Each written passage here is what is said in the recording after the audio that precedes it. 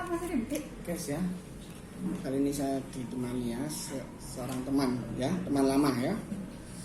Namanya Lita ya. Mbak, apa IG-nya namanya apa, Mbak? Kenapa Mas Arif? Oh Nggak itu. Ada yang mungkin kenal teman. Namanya IG-nya? Namanya agak unik sih. Namanya singkatan dari nama saya. Jadi Takudem kita aja. DHAKUD. Oke, guys ya. Mbak di sini apa mental head apa itu? Apa ini, Mbak? Maksudnya suka atau mungkin antusias passionate sama bidang mental health itu tadi. Apa Jadi jenisnya? kesehatan mental. Oh, Paham? jadi yang itu apa concern ngurusi jiwa ya.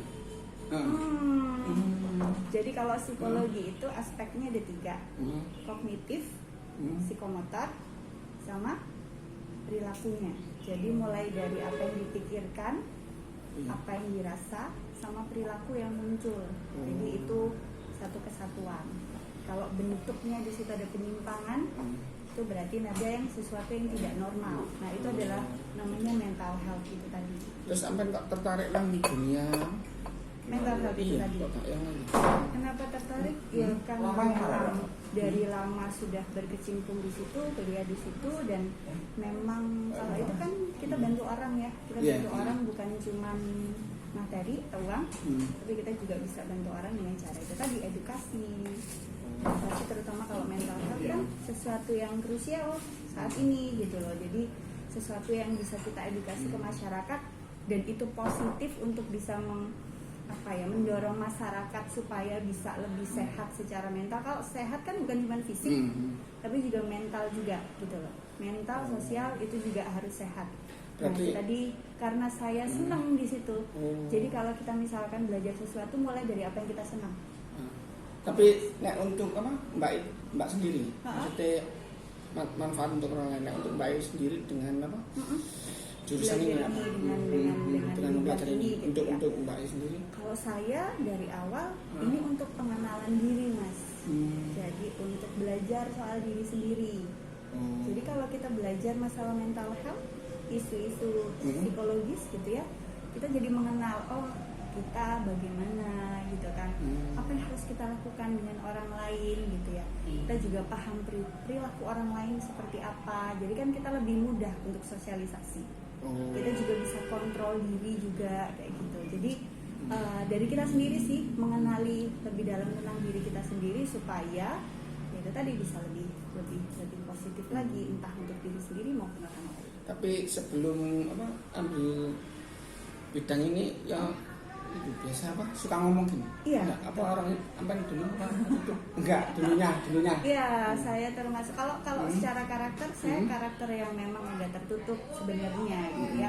Tapi karena saya suka dengan ngomong sih awalnya gitu ya. Mungkin dengan itu saya mengenali diri saya juga bahwa saya suka sesuatu yang edukasi ke orang lain, ngasih informasi ke orang lain. Kan itu akhirnya waktu mengenali diri itu tadi pas SMA itu tadi kan kita milih ya jurusan apa nih yang cocok untuk saya kuliah kayak gitu. Jadi mulai dari SMA itu tadi. Jadi ya alhamdulillah diarahkan sama Tuhan ke arah sana gitu. Ini saya lihat di postingan Uh-huh. anak PK barang ya. Kenapa? Kegiatan anak PK barang itu apa? Oh iya, jadi kegiatannya kan banyak. Kebetulan saya di bidang kesehatan. Jadi kalau di bidang kesehatan kan banyak ya, mulai dari anak-anak, remaja, dewasa, sampai lansia. Jadi psikologi itu semua lini bisa masuk sebenarnya. Jadi nggak terpatok pada satu bidang atau satu fase kehidupan tertentu aja, enggak. Bukan cuma fase remaja aja. Mungkin Mas Arif mengenal saya ini ya sama remaja. Iya, tapi ternyata enggak. Psikologi itu semua bidang bisa masuk gitu. Jadi dari bayi sampai orang lansia itu tadi kita juga concernnya di situ. Terus sekarang maksudnya itu diperlukan sangat apa nih? Apanya? apa konsultasi maksudnya sekarang kan sekarang dengan kasus-kasus yang lebih banyak lagi ya, maksudnya kasus lebih banyak apa berkurang? Betul.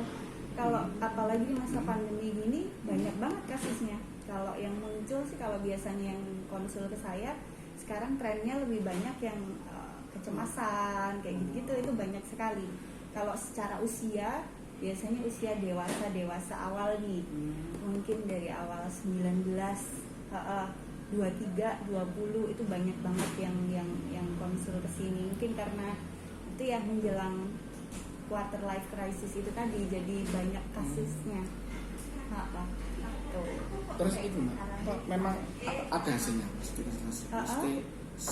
apa tatap muka pertama mesti pertemuan pertama reaksi orang yang gimana kan ada hasilnya ketemu lagi kan memang ada perkembangan ya. Kita berharap pastinya kan pinginnya sebagai tenaga kesehatan kan pinginnya apa yang kita bantu ke orang lain kan ada efek langsung gitu ya.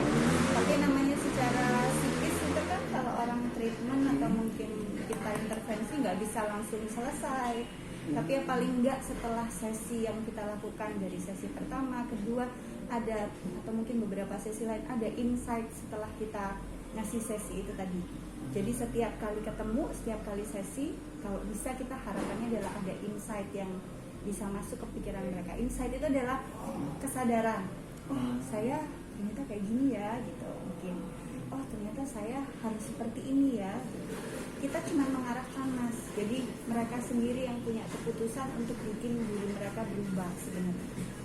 Paham ya? Terus aman terlalu sibuk nih, ada waktu untuk senggang untuk apa?